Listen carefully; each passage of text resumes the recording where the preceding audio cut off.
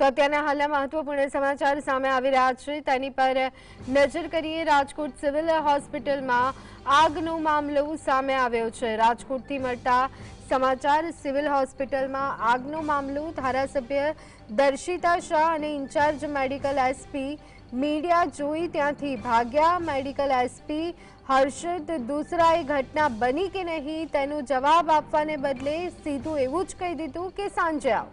દર્શિતા શાહે ઘટના અંગે કોઈ જ જાણ નથી તેવી માહિતી આપી હતી। તો રાજકોટમાં હોસ્પિટલમાં આગ લાગવાના મામલે અત્યારે હાલ અપડેટ સામે આવી રહી છે। દર્શિતા અને સાથે મીડિયા કાઉન્સિલર મીડિયાને જોઈ અને ત્યાંથી ભાગ્યા હતા અને ખૂબ જ બેજવાબદારીપૂર્વકનું વર્તન તેમના તરફથી કરવામાં આવ્યું હતું અને કોઈ પણ વાતનો જવાબ આપ્યા વગર સીધું એમ જ કહી દેવામાં આવ્યું કે સાંજે આવો।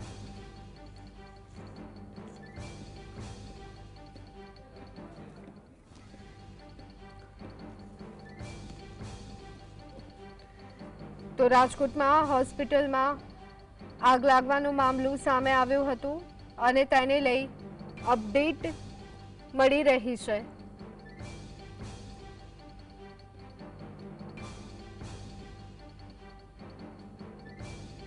જે નેતાઓ તરફથી જવાબ જાણવાની આશા આપણે રાખતા હોઈએ છીએ તેઓ પણ આ પ્રકારના બનાવમાં ભાગતા જોવા મળે છે। સિવિલ હોસ્પિટલમાં આગનો મામલો ધારાસભ્ય દર્શિતા શાહ અને ઇન્ચાર્જ મેડિકલ એસપી મીડિયા જોઈ અને ત્યાંથી ભાગી ગયા।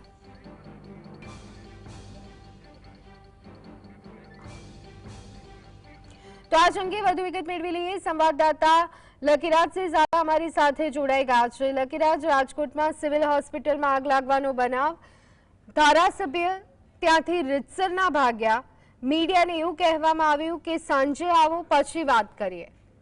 આજે બેજવાબદારી ભર્યું વર્તન છે તેને લઈને અનેક સવાલો, શું વિગતો?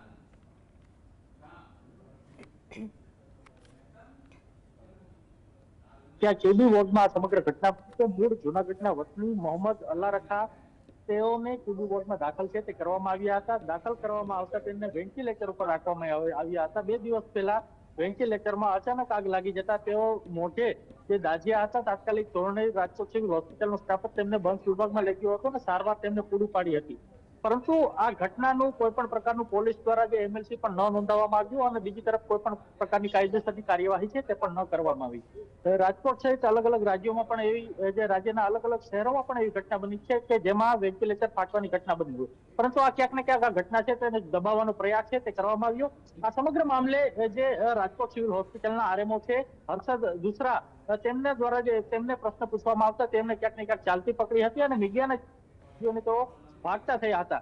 ત્યારે તેમના દ્વારા માત્ર એક જ શબ્દ બોલવામાં આવતો હતો કે તમે સાંજે આવો, હું તમને સાંજે જવાબ દઉં। એટલે ચોક્કસપણે ક્યાંક ને ક્યાંક આ ગેરજવાબદાર જે રીતે જવાબદારી વગરનું આ જે વર્તન છે તેમના દ્વારા કરવામાં આવ્યું। તો બીજી તરફ રાજકોટ પશ્ચિમના ધારાસભ્ય ડોક્ટર દર્શિતા શાહ તે પણ પોતે તબીબ છે, તેમના દ્વારા પણ કોઈ પણ પ્રકારનું નિવેદન આપવામાં ન આવ્યું અને નિવેદનથી ભાગવાનો ક્યાંક ને ક્યાંક પ્રયાસ છે, છટકવાનો પ્રયાસ છે તે ડોક્ટર દર્શિતા શાહ દ્વારા કરવામાં આવ્યો। એટલે ચોક્કસપણે કોઈ પણ પ્રકારની જવાબદારી લેવા રાજકોટ સિવિલ હોસ્પિટલ તંત્ર છે તે સ્વીકારી નથી રહ્યું। એટલે ચોક્કસપણે આ જે વેન્ટિલેટર છે કઈ કંપની છે, પોલીસ દ્વારા કોઈ પણ પ્રકારની શા માટે એમએલસી ન નોંધવામાં આવી તે પણ એક મોટો પ્રશ્ન છે, પોલીસને શું કરવા જાણ ન કરવામાં આવી તે પણ એક મોટો પ્રશ્ન છે। કારણ કે રાજકોટ સિવિલ હોસ્પિટલમાં સૌરાષ્ટ્રના તમામ શહેરોમાંથી જે હોસ્પિટલમાં સારવાર અર્થે લોકો છે તે આવતા હોય છે ને જે ગરીબ અને જે નબળા વર્ગના જે દર્દીઓ છે તે સારવાર લેતા હોય છે, અને ત્યારે આવડી મોટી ગંભીર ભૂલ, આનો જવાબદાર કોણ તે પણ એક મોટો પ્રશ્ન છે। જી આભાર લકીરાજ સમગ્ર માહિતી આપવા બદલ।